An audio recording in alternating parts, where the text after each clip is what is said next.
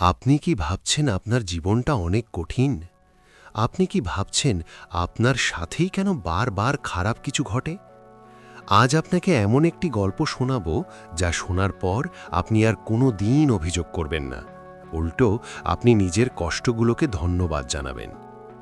একটি সময়ের কথা, এক বিখ্যাত ভাস্কর যিনি পাথর দিয়ে মূর্তি তৈরি করতেন, জঙ্গলে পাথরের খোঁজে গেলেন। তার লক্ষ্য ছিল একটি সুন্দর মূর্তি বানানো। কিছুক্ষণ খোঁজাখুঁজির পর তিনি দুটি বড় পাথর পেলেন। প্রথম পাথরটি হাতে নিয়ে তিনি কাজ শুরু করলেন। হাতুড়ি দিয়ে আঘাত করতে চাইলেন, তখনই পাথরটি চিৎকার করে উঠল, থামো, আমাকে আঘাত করো না, আমার খুব কষ্ট হচ্ছে, আমাকে যেমন আছি তেমনই থাকতে দাও। ভাস্কর পাথরটির প্রতি দয়া অনুভব করলেন, তিনি সেটিকে ছেড়ে দিলেন। এরপর তিনি দ্বিতীয় পাথরটি হাতে নিলেন। প্রতিটি হাতুড়ির আঘাত, প্রতিটি বাটালের প্রহার পাথরটি ব্যথায় নীল হয়ে যাচ্ছিল। কিন্তু পাথরটি চুপচাপ সহ্য করল, কারণ সে জানত এই ব্যথার পরেই একটি অসাধারণ সুন্দর সৃষ্টি হবে। কয়েক মাসের কঠোর পরিশ্রমের পর সেই পাথরটি এক অপূর্ব সুন্দর মূর্তিতে রূপান্তরিত হল। জঙ্গলের পাশে একটি মন্দির তৈরি হলো এবং সেই সুন্দর মূর্তিটি মন্দিরের ভেতরে স্থাপন করা হলো।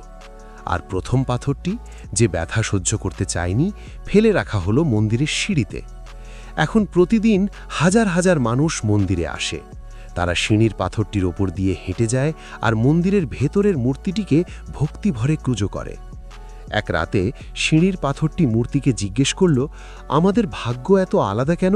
আমরা তো একই পাহাড়ের অংশ ছিলাম। মূর্তিটি হেসে উত্তর দিল, কারণ তুমি সেই কয়েকদিনের ব্যথা সহ্য করতে রাজি হওনি। তুমি আরাম চেয়েছিলে, তাই আজ তুমি মানুষের পায়ের নিচে।